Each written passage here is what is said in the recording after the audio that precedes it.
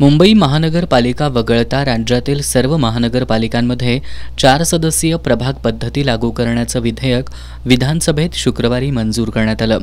गुरुवारच्या मंत्रिमंडळाच्या बैठकीत याबाबतचा निर्णय घेण्यात आला होता। त्यानंतर हे विधेयक शुक्रवारी विधानसभेत मंजूर करण्यात आलं।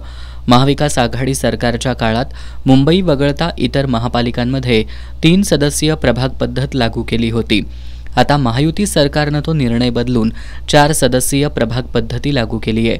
या निर्णयामुळे विकास खुंटणार असल्याचं ठाकरे गटाचे शहर प्रमुख रविकिरण इंगवले यांनी सांगितलंय।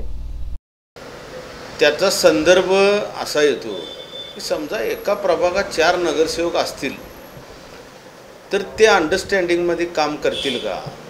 एखाद्या व्यक्तीला हे काम करायचं आहे तर तेच काम दुसरा नगरसेवकांना ग्राह्य मानलं पाहिजे, तिसऱ्या नगरसेवकांना ग्राह्य मानलं पाहिजे। म्हणजे थोडक्यात जर अशा पद्धतीचा कारभार सुरू राहिला, 4 नगरसेवक जर झाले तर एकमेकाच्या मिसअंडरस्टँडिंगमुळे प्रभागातील विकास कामाला खो बसणार। जनतेने देखील कोणतं काम सांगावं, कोणाच्या दारात जावं हा देखील त्यांना एक प्रश्न पडणार। म्हणजे एकंदरीत 4 प्रभाग ही चुकीचं माध्यम आहे।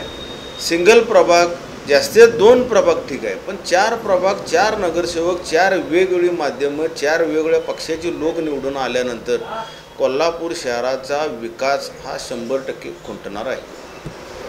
एका प्रभागात 4 सदस्य होणार असल्यानं थोडी कसरत होईल, पण निर्णय योग्य असल्याचं शिंदे गटाचे जिल्हा प्रमुख सुजित चव्हाण यांनी सांगितलंय।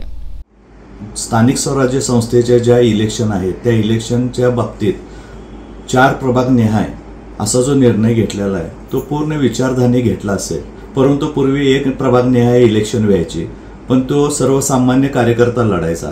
पण आता ज्या पद्धतीनं 4 प्रभाग निहाय जर बघितलं गेलं तर त्याची मताची संख्या 25,000च्या आसपास जाते, पण या सर्वसामान्य कार्यकर्त्याला हे इलेक्शन लढवणं एकदम अवघडीचं होणार आहे।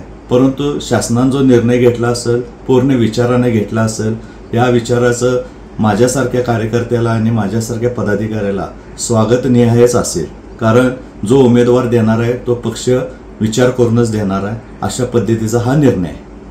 शासनाच्या निर्णयानं प्रत्येक प्रभागांमध्ये सर्व समाजातील घटकांना संधी मिळणार असल्यानं हा निर्णय स्वागतार्ह आहे। मात्र या प्रभागात वेगवेगळ्या पक्षांचे उमेदवार विजयी झाल्यास अडचणी निर्माण होतील असं मत राष्ट्रवादी काँग्रेसचे जिल्हाध्यक्ष बाबासाहेब पाटील असुर्लेकर यांनी व्यक्त केलंय। त्यामध्ये जो शासन निर्णय झाला तो सर्वसमावेशक आहे, कारण बऱ्याच वेळा एखाद्या प्रतिनिधित्व करणाऱ्या एखादा उमेदवार निवडून आला की त्याने 5 वर्ष फार चांगलं काम करतो, पण तो काम करूनसुद्धा परत त्याला काम करायला आरक्षण जर वेगळं पडलं तर परत संधी त्याला मिळेल ही काही खात्री नसते।